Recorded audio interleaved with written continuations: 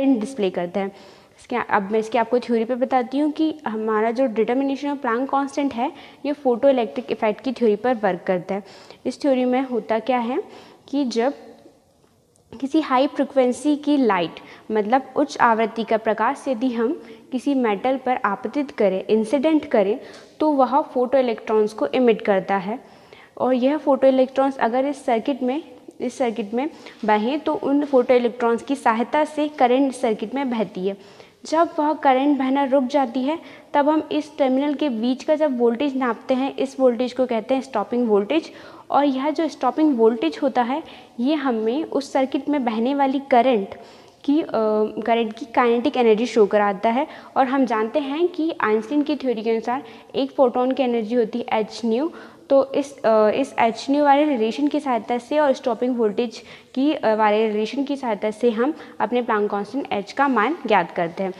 आगे अब मैं इसको आपको परफॉर्म करना बताती हूँ। इसके लिए हमें चाहिए होता है तो प्लैंक कांस्टेंट मेजरिंग इंस्ट्रूमेंट और मल्टी कलर्स के फिल्टर्स, जो कुछ इस तरह के होते हैं। जैसे ये रेड कलर का फिल्टर्स दिया हुआ है और इस रेड कलर के फिल्टर में आपको इसकी वेवलेंथ दी हुई होती है, तरंगदैर्घ्य दी होती है।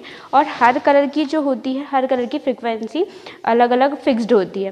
तो मैं आपको इसको परफॉर्म करना बताती हूँ। सबसे पहले जो लाइट हमको इमिट कराना है अपने फोटो सेल में, उसका हम कैप खोल लेते हैं और उस पर अपने अनुसार जिस भी लाइट को हमें इमिट कराना, जिस भी लाइट की फ्रिक्वेंसी हमें अपने फोटो सेल में इमिट करानी है वो हम लगा देते हैं। जैसे मैं आपको अभी रेड कलर की फ्रिक्वेंसी लगा के बताती हूँ। ये हमने लिया और यहाँ से इस तरह से उसे लगा दिया।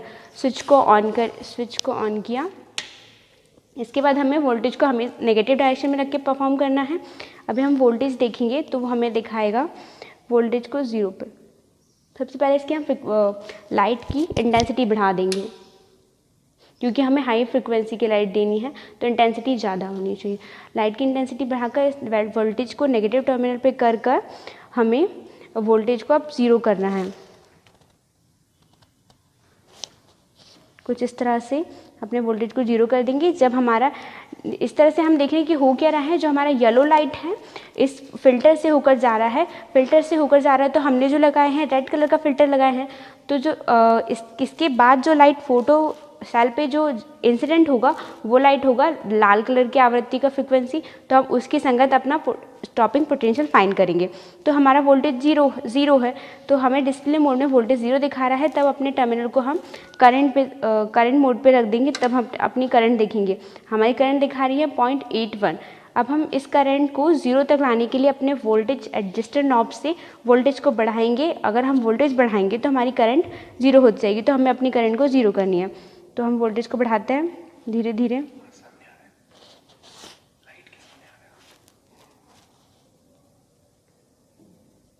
धीरे धीरे वोल्टेज बढ़ाते जाएंगे और अपने करंट को कम करते जाएंगे। जैसे ही हमारी करंट 0 पर पहुंच जाएगी, हम अपने इस डिस्प्ले मोड को वोल्टेज वाले डिस्प्ले मोड पे चेंज कर देंगे। तो जो वोल्टेज ये पढ़ रहा है वही हमारा होता है स्टॉपिंग वोल्टेज। और इसके बाद हम अपना कैलकुलेशन पे आते हैं।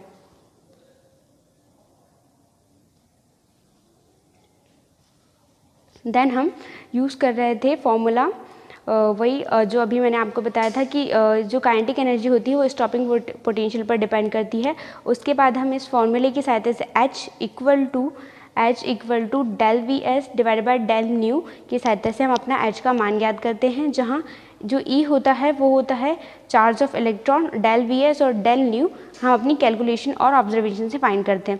ऑब्जर्वेशन टेबल में है यदि हम 5 कलर्स यूज़ कर रहे हैं, 5 कलर्स की फ्रिक्वेंसी अपने लाइट पर अपने फोटो सेल पर इंसिडेंट करा रहे हैं, तो हमें उन लाइट को लिखना होता है और उनकी संगत आवृत्ति हमें फिक्स दी हुई है। यानी जैसे रेड कलर के लिए 4.72 × 10⁻14 सेकेंड इनवर्स, वैसे येलो और light yellow, green, blue in सब के लिए हमें फ्रिक्वेंसी दी हुई होती है। बस हमें अपने मेजरिंग इंस्ट्रूमेंट की सहायता से स्टॉपिंग वोल्टेज फाइंड करना होता है। जैसे अभी हमने रेड के लिए लिखा था स्टॉपिंग वोल्टेज 0.19। जब मैंने इससे परफॉर्म किया था तब ये 0.27 थी, अभी आई थी 0.19। इसके बाद हम सारे स्टॉपिंग वोल्टेज निकाल लेंगे और फिर इन स्टॉपिंग वोल्टेज को अपने ग्राफ पर प्लॉट करेंगे। क्योंकि स्टॉपिंग वोल्टेज हमारी आवृत्ति का फंक्शन है, तो हम अपनी आवृत्ति यानी फ्रिक्वेंसी को एक्स अक्ष पर रखेंगे। जो सारी दी हुई कलर की फ्रिक्वेंसी है, रेड, येलो, इन सब की फ्रिक्वेंसी को एक्स एक्सिस पर रखेंगे और वाई एक्सिस पर अपना नेगेटिव रिटार्डिंग वोल्टेज रखेंगे जो होता है -Vs।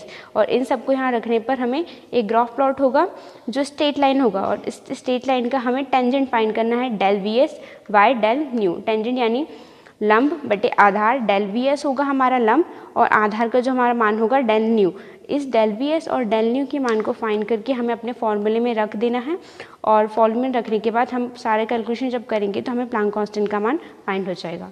Thank you.